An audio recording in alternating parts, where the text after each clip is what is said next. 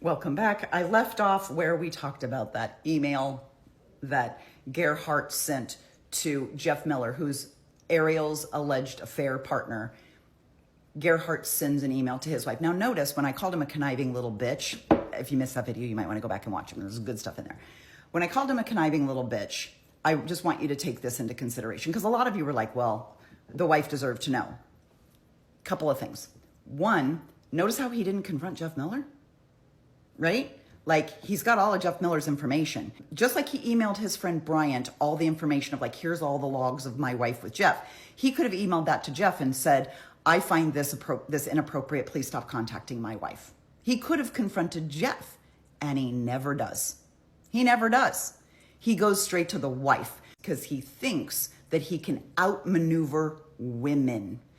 Pattern with the first wife, pattern with the second wife. He thinks he can manipulate Andrea Miller to be on his side. That's all he wants to do is rack up the people who've got his back who were coming out against Ariel. And because he didn't know Andrea Miller, he didn't know what she was capable of. Well, I got to tell you, I don't know her either, but I love her because she didn't respond. He tried to connect with her on LinkedIn. She didn't respond. She just ignored him. She basically ignored him, which I'm sure made him even more angry because then he tried again. Anyway, she ignored him. She may have had words with Jeff, or Jeff may have said, here's the text messages. And she went, oh, she's your work wife. Whatever. Some people just don't get jealous over their spouse having platonic work friends. Gerhardt Konig was not one of those people. So now we got to go through kind of systematically through what does all that data mean, right? We had Detective Enuma on the stand and he was kind of basically going through this search, this search, this search, this search. Now it's Garner's job to find out why did you do that search? What were you thinking? What were you doing? You know, and put it in order. So a lot of this blows up over Christmas, which is really weird. But Christmas Eve, he goes to a Reddit site called Lying Again, and he goes to get support from other people who have been repeatedly cheated on.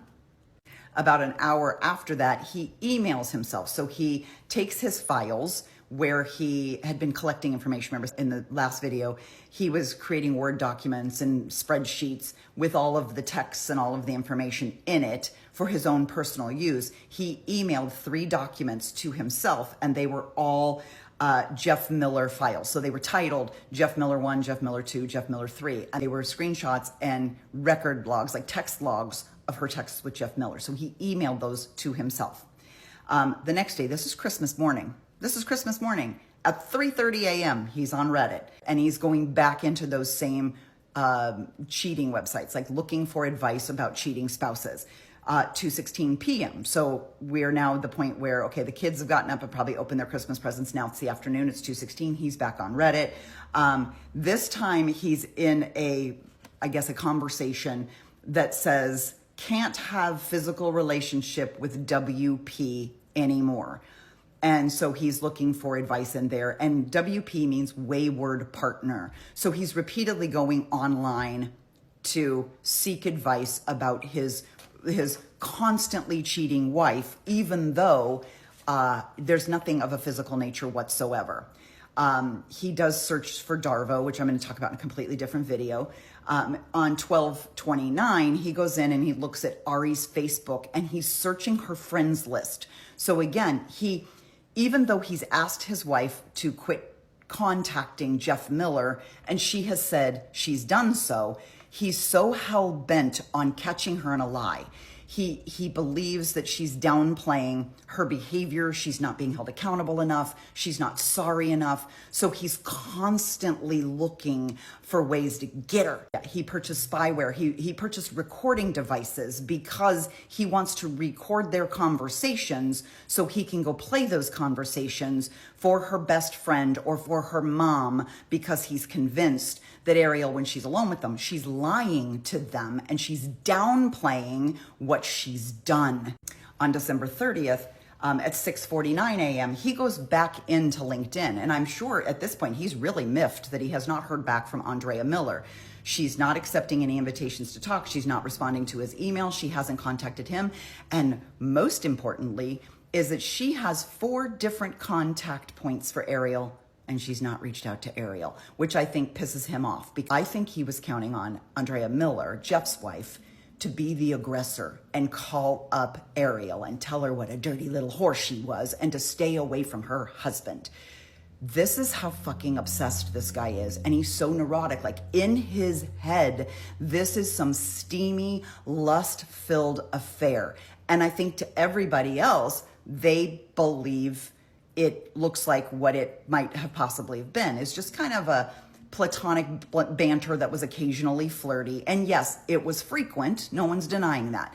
But I think anybody on the outside that would look at this and be like, are they really having an affair? And this infuriates him because he thinks they don't get it. And he thinks Ariel's managed to lie to everybody and convince him that he's a little crazy and convince them that he's just overreacting. And nothing makes him more angry than people diminishing his feelings and what he thinks is right. So then the prosecution starts to turn toward money, right? A lot of these searches, I had asked about the wedding, like, why is he looking up the wedding? Why is he looking up the guests? He also looked up some old files from his previous divorce. So he was looking up old documents that he used in court against his previous wife when they were getting divorced. He's looking up alimony agreements. He's looking up prenup agreements. He's looking up different bills. So he's looking up spreadsheets that had the cost of everything for his wedding. He's also looking at, because he worked at a university at the time, he got kind of an employee discount, and Ariel got to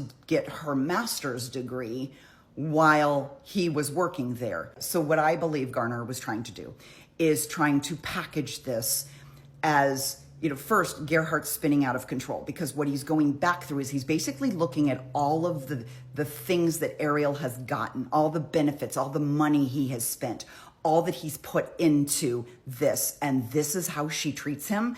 This is how much he's invested in her education and in the wedding and in this and in that, and how lucky she is to have him. And financially, he keeps her afloat, just like he did with his previous wife. He had an entire file that said, Jesse lives an extravagant life. That's what he presented in court against his other wife, because he basically alluded to the fact that she was sort of maybe financially draining him. So it looks like he's sort of trying to build that type of thing against Ariel, like he's given her everything she's ever wanted and she has the audacity to treat him this way. At one point, he looks up one of Ariel's pay stubs. He's looking at her retirement accounts versus his retirement accounts. Like, he's basically comparing the two. I think what he's kind of trying to do is starting to calculate, here's what's hers and here's what's mine, and here's what would happen if we would divorce. And I have it way better because I make more money. I have bigger retirement accounts. I have more of everything. And I've given her, I've been fair, and I've given her, I've spoiled her, I've given everything she's wanted to do, and this is how she treats me. So Garner is leading him down this path of, we can see how angry this gets you. Like, you're playing detective and you're looking at all of this financial stuff and you're digging through, you know, years old, all the way back to 2018. You're looking up all of these old financial things to help build your case. Please keep coming back. There's so much more.